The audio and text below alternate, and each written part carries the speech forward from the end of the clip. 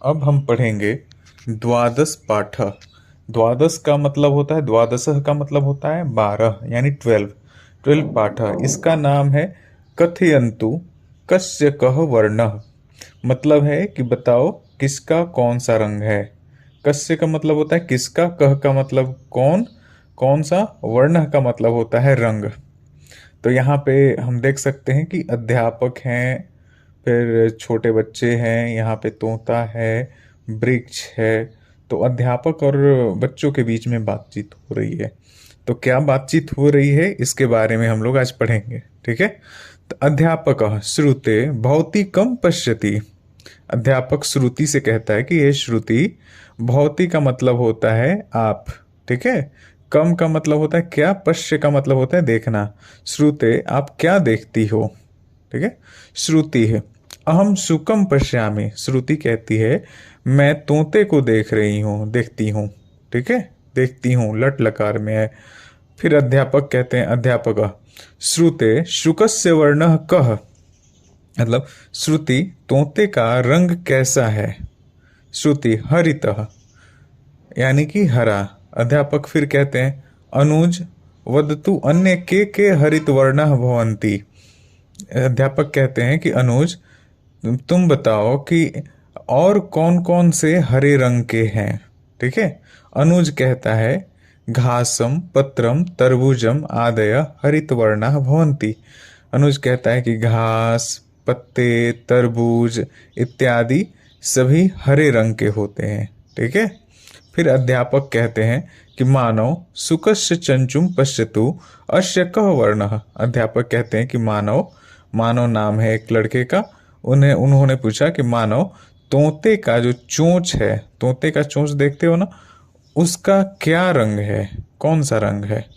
मानव कहता है अस्य रक्तवर्णः जपा पुष्पम अपि रक्तवर्णस्य भवति।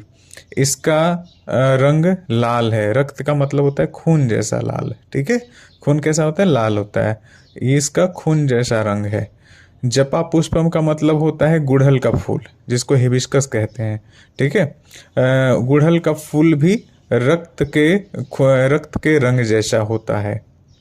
अध्यापक स्मृते काकस्य वर्ण कह, ठीक है। अध्यापक कहते हैं कि स्मृति का मतलब स्मरण करो, कौवे का रंग कैसा होता है। स्मृति कृष्ण यानी काला। अध्यापक कहते हैं वैभव काक सदृशा अन्य के। अध्यापक वैभव से कहते हैं कि काक के समान और कौन होते हैं, ठीक है। सदृशा का मतलब होता है समान, ठीक है। वैभव कहता है पिकः भलुकः महिषी भ्रमरः आदय कृष्णवर्ण संति, ठीक है। पिकः का मतलब होता है भलुकः का मतलब होता है भालू, और पिकः का मतलब होता है, पिकः का मतलब होता है ये कोयल। कोयल, भालू, महिषी का मतलब होता है भैंस, भ्रमर आदय कृष्णवर्ण संति। तो ये जो कोयल, भालू, भैंस आदि जो है काले रंग के होते हैं, ठीक है। फिर अध्यापक कहते हैं साधु कृते के श्वेत वर्णा भवंती। अध्यापक कहते हैं कि साधु की तरह, ठीक है, कौन कौन से, श्वेत वर्ण का मतलब होता है उजले रंग, ठीक है। उजले रंग के कौन कौन से हैं, ठीक है। कृति कहती है हंसः बकः शस्कः च श्वेतः भवन्ति। तो कृति का कहना है कि हंस होता है, बक का मतलब होता है बगुला, और खरगोश, च का मतलब होता है और खरगोश उजले रंग का होता है, ठीक है। अब यहाँ पे अध्यापक कहते हैं रजत से, रजत गगनस्य वर्णः कः। अध्यापक कहते हैं कि रजत, गगन का मतलब होता है आकाश, ठीक है। आकाश का रंग कैसा है। रजत कहता है गगनस्य वर्णः नीलः भवति। गगनस्य का मतलब हो गया आसमान का, आसमान का रंग नीला होता है। भवति का मतलब क्या होता है, होना। सागर जलम अपि नीलवर्णस्य भवति। सागर जलम का मतलब होता है समुद्र का जल। अपी का मतलब होता है भी, समुद्र का जल भी नीले रंग का होता है। नीलवर्णस्य मतलब नीले रंग का होता है। फिर अध्यापक कहते हैं आकृते कस्य वर्णः केशरः भवति। अध्यापक आकृति से कहते हैं कि किसका वर्ण केसर जैसा होता है। कस्य का मतलब किसका, वर्ण का मतलब रंग, केसर का मतलब वो सैफरॉन जो होता है ना, उसी को केसर कहते हैं। ठीक है, होता है। तो आकृति कहती है नारंगम केशर वर्णस्य भवति आर्य समाजस्य ध्वज अपि केशर वर्णस्य भवति। नारंगम का मतलब होता है संतरा यानी ऑरेंज, ऑरेंज जो फ्रूट होता है ना उसी का। नारंगी का केसर रंग होता है। और आर्य समाज यानी हिंदू समाज जो होता है उसको आर्य समाज कहते हैं। आर्य समाज का ध्वजा का मतलब होता है झंडा, और अपी का मतलब होता है भी। तो आर्य समाज का झंडा भी केसर वर्ण का होता है यानी केसर रंग का होता है।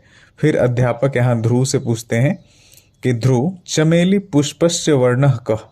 ध्रुव चमेली का जो फूल होता है उसका रंग कैसा होता है। तो ध्रुव बोलता है अस्य पीतवर्ण करवीरम अपि पीतवर्णस्य भवति। पीत एक रंग होता है, ठीक है, वो पीत के जैसा होता है। ठीक है, पीत थोड़ा सा हरा टाइप का होता है। ठीक है, उसका।